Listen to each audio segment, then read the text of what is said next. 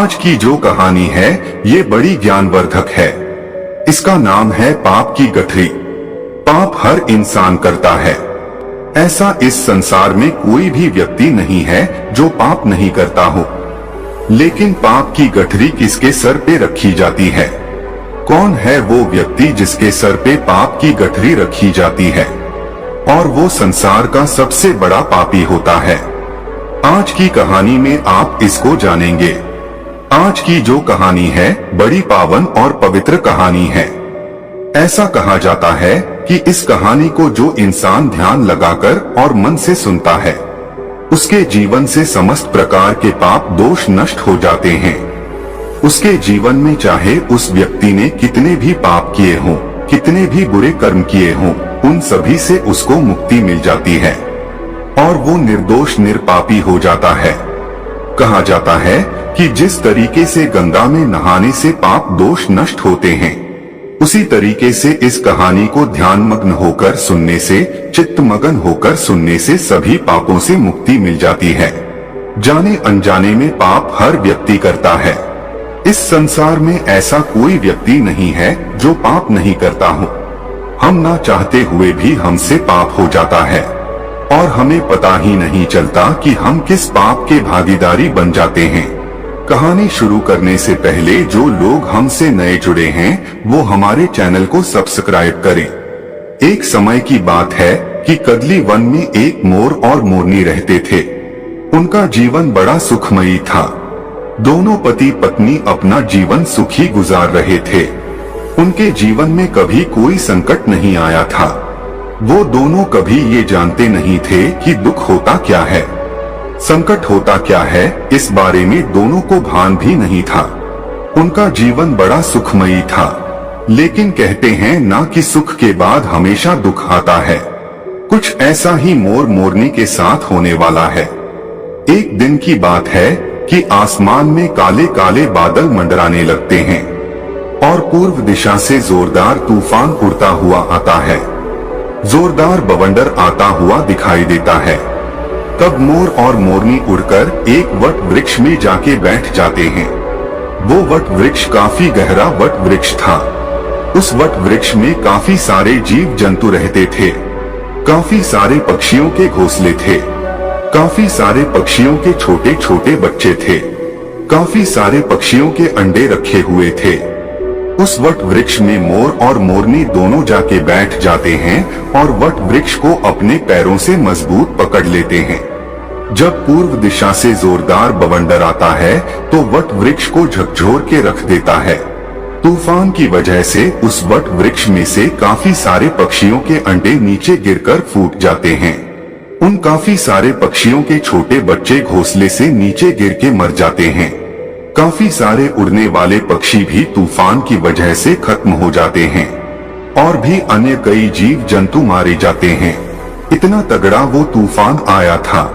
जब तूफान खत्म हो जाता है, तूफान थम जाता है, तूफान रुक जाता है, तब मोर और मोरनी भी चैन की सांस लेते हैं और नीचे जमीन पर उतर कर देखते हैं कि काफी सारे पशु पक्षी जीव जंतु मरे हुए पड़े हैं।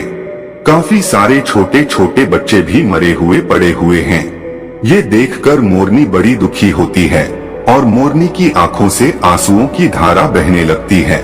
मोरनी मोर से कहती है कि पिया जी, आज हमसे बड़ा भारी पाप हुआ है और हम बड़े भारी पाप के भागीदारी बन गए हैं, क्योंकि हमारे रहते हुए इतने सारे पक्षी, इतने सारे पक्षियों के अंडे और पास में इतने सारे जीव जंतु मरे पड़े हैं। हमारे रहते हुए इतने सारे जीव जंतु मर चुके हैं, इसलिए ये सारा पाप तो हमें लगेगा। यही सोचकर मोरनी बड़ी दुखी होती है। मोर मोरनी को काफी समझाने की कोशिश करता है, लेकिन मोरनी को एक भी बात समझ में नहीं आती है। मोर कहता है कि हम पाप के भागीदारी नहीं है, कि पाप का भागीदारी वो है जो ये बवंडर को लेके आया है और इस बवंडर की वजह से काफी सारे जीव जंतु मर चुके हैं, इसलिए हम पाप के भागीदारी नहीं हैं। लेकिन मोरनी मोर की बात को सुनने के लिए राजी नहीं थी, तो मोर मोरनी को एक ऐसे सुनसान स्थान पर ले जाता है और मोरनी से कहता है कि मोरनी, मैं तुम्हें एक कहानी सुनाने जा रहा हूँ। इस कहानी को तुम ध्यान से सुनिएगा और इस कहानी के माध्यम से तुम्हें ये पता चलेगा कि सबसे बड़ा पाप का भागीदारी कौन होता है। तब मोर मोरनी को कहानी सुनाता है और मोरनी बड़े ध्यान से चित्तमगन होकर उस कहानी को सुनती है। मोर कहता है कि एक नगर में एक राजा रहता था। वह राजा बड़ा दयालु प्रवृत्ति का था। तो राजा विचार करता है कि मैं रोज 100 अंधे लोगों को खीर का भोजन खिलाया करूंगा। अब राजा यह निर्णय लेता है कि मैं रोज 100 अंधे लोगों को खीर का भोजन खिलाया करूंगा। वो राजा 100 अंधे लोगों को खीर खिलाता था। अब उसको काफी दिन निकल जाते हैं। काफी समय से वो अंधे लोगों को खीर खिलाता रहता है। लेकिन एक दिन की बात है कि जिस दूध से वो राजा खीर बनवाया करता था, उस खीर में एक सांप जाता है और सांप उस दूध में मुंह दे करके उसमें जहर उगल देता है। इस घटना का किसी को पता नहीं था कि दूध में सांप ने जहर मिला दिया है। फिर उस दूध की खीर बनाई जाती है और खीर बनाने के बाद उन 100 अंधे लोगों को खिला दी जाती है। जैसे ही वो 100 लोग खीर खाते हैं तो उनकी मृत्यु हो जाती है। वो लोग खत्म हो जाते हैं। जब राजा को ये पता चलता है कि जिन अंधे लोगों को राजा खीर खिलाया करता था, उन लोगों की खीर खाने से मृत्यु हो गई है, तो राजा बड़ा दुखी होता है। वो राजा ये आदेश देता है कि सबकी जांच की जाए। इन खीर खाने वाले अंधे लोगों की मृत्यु कैसे हुई है। अब राजा के सैनिक ये जांच करते हैं तो जांच में ये पाते हैं कि सांप का विष मिल जाने से इन लोगों की मृत्यु हुई है। अब राजा ये आदेश देता है कि सांप का जहर मिलाने वाला कौन है। फिर से राजा के सैनिक जांच पड़ताल करते हैं और जांच पड़ताल में यह पाते हैं कि किसी ने भी जहर नहीं मिलाया है। उस जांच पड़ताल में ये पाते हैं कि किसी भी मनुष्य ने, किसी भी व्यक्ति ने खीर में जहर नहीं मिलाया है। उनको ये पता चलता है कि कोई काला सर्प यहाँ पर आया था और उसने इस दूध के अंदर जहर मिला दिया है। उसके बाद राजा बड़ा दुखी होता है और राजा सोचने लगता है कि इन 100 लोगों की हत्या का पाप मुझे लगेगा। मैं ही सबसे पाप का भागीदारी हूँ, क्योंकि मैं ही इन अंधे 100 लोगों को खीर का भोजन खिलाया करता था। लेकिन अब इन लोगों की खीर खाने से मृत्यु हो गई है, इसलिए मैं बड़े पाप का भागीदारी हूँ। ये सोचकर राजा अपने राजपाट को त्याग देता है और सोचने लगता है कि क्यों न मैं किसी जंगल में जाके और भगवान की भक्ति करूं, अपने इन पाप का प्रायश्चित करूं। यही सोचकर राजा राजपाट को छोड़कर और भगवान की भक्ति करने के लिए अपने राज्य से रवाना हो जाता है। राजा दिन भर चलता है, काफी दूर निकल जाता है, काफी दूर पहुंच जाता है। अब राजा को संध्या काल का समय हो जाता है। तब राजा एक नगर में जाता है और नगर के चौपाल पर काफी सारे लोग बैठे हुए थे। उन लोगों से जाके वो राजा पूछता है कि भाई, इस नगर में कोई ऐसा व्यक्ति है जो भगवान की भक्ति करता हो, ईश्वर पे विश्वास रखता हो? यदि ऐसा कोई इस नगर में व्यक्ति है तो आप मुझे बताइए, क्योंकि मैं ऐसे लोगों के घर ही जाके रुकूंगा जो भगवान में विश्वास रखते हो और भगवान के भक्त हो। तब चौपाल में बैठे हुए लोग कहते हैं कि मुसाफिर, हमारे इस नगर में सिर्फ एक ही घर ऐसा है जहां एक बहन और एक भाई रहता है। दोनों बहन भाई रहते हैं। वो लोग भगवान के बड़े भक्त हैं और भगवान पे बड़ा विश्वास रखते हैं। हमारे पूरे नगर में वही एक घर है। चौपाल में बैठने वाले लोग उस राजा को उन बहन भाइयों के मकान का पता बता देते हैं और वो राजा उनके घर भी चला जाता है और उन बहन भाई के घर पे जाके वो राजा रात्रि ठहरने का निवेदन करता है। दोनों बहन भाई राजा से कहते हैं कि मुसाफिर, हम भी भगवान के भक्त हैं, आप भी भगवान के भक्त हो, बिल्कुल आप हमारे घर रुक सकते हैं। वो राजा दोनों बहन भाई के घर वहाँ पे रुक जाता है। जब सुबह का वक्त होता है तो राजा अपने बिस्तर से खड़ा होता है तो राजा देखता है कि उस घर में रहने वाली जो बहन थी वो भगवान के मंदिर में बैठी हुई है और ध्यान मग्न है। उस लड़की का रोज का ही नियम था कि सूर्य उदय होने से पहले वो अपनी पाठ पूजा संपन्न कर लेती थी और जल्दी भोजन बना के अपने भैया को खिलाकर और काम करने के लिए भेज देती थी। लेकिन उस दिन वो लड़की काफी समय तक ध्यान में मगन थी। वो लड़की अपनी ध्यान साधना तोड़ने का नाम नहीं ले रही थी। काफी समय निकल जाता है, सूर्य सर पे आ जाता है, तब वो लड़की अपनी पूजा से उठती है। जैसे वो लड़की पूजा से उठती है तो उसका भाई उससे कहता है कि बहना, आज तुमने पूजा में बड़ा टाइम लगा दिया है, मुझे काम पे जाना था, मैं भी काम पे नहीं जा पाया और हमारे घर पे ये मुसाफिर है, ये भी भोजन करके कहीं दूर जाते, लेकिन तुमने अपनी पूजा पाठ में बहुत समय लगा दिया है। वो लड़की अपने भाई से कहती है कि भैया, मैं धर्मराज के दरबार में थी और धर्मराज किसी ऐसे व्यक्ति का फैसला करने वाले थे। उस फैसले को सुनने के लिए मैं काफी लेट हो गई। तब उस लड़की का भाई कहता है कि ऐसा क्या देख लिया तुमने धर्मराज के दरबार में, जिसके कारण तुम इतनी लेट हो गई। तब वो लड़की कहती कि भैया, एक नगर का राजा 100 अंधे लोगों को खीर खिलाया करता था और वो खीर बनाने वाले दूध में एक दिन एक काले सांप ने जहर मिला दिया, विष मिला दिया, और जब उस दूध की खीर बनी और उन 100 अंधे लोगों ने उस खीर को ग्रहण किया तो उन सब अंधे लोगों की मृत्यु हो गई। अब धर्मराज ये फैसला करने वाले थे कि पाप का भागीदारी कौन है, वो राजा है या वो नाग जिसने दूध में विष मिला दिया था, या फिर वो लोग हैं जो रसोई में काम कर रहे थे, जिन्होंने दूध को उघाड़ा छोड़ दिया था, दूध पे ढक्कन नहीं रखा था। अब इन 3 लोग का धर्मराज फैसला करने वाले थे कि पाप का भागीदारी कौन है। तीनों ही बराबर के दोषी हैं, तो पाप का भागीदारी आखिर कौन है, राजा है या सांप है या रसोइया। इसी फैसले को सुनने के कारण मैं लेट हो गई थी। उस लड़की की इस बात को वो राजा भी सुन रहा था।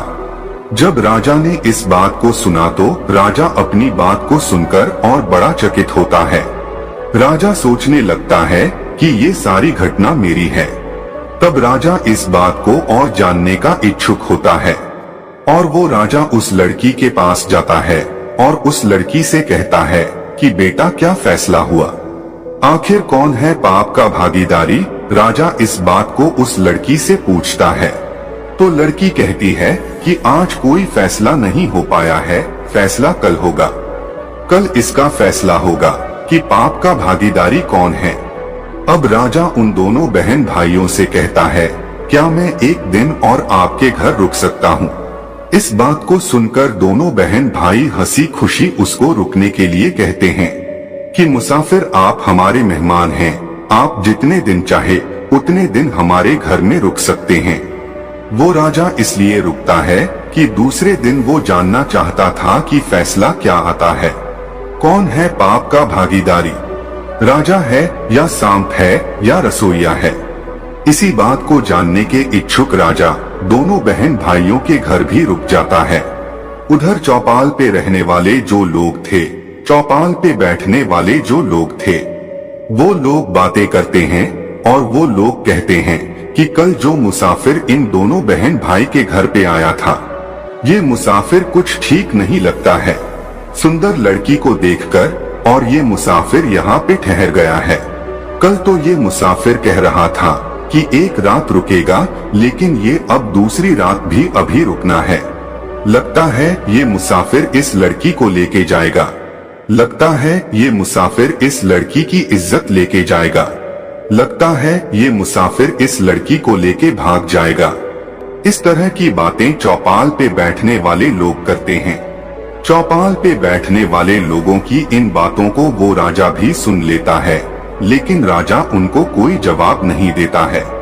राजा बिल्कुल मौन रहता है कि राजा को सिर्फ यही जानना था कि पाप का भागीदारी कौन है।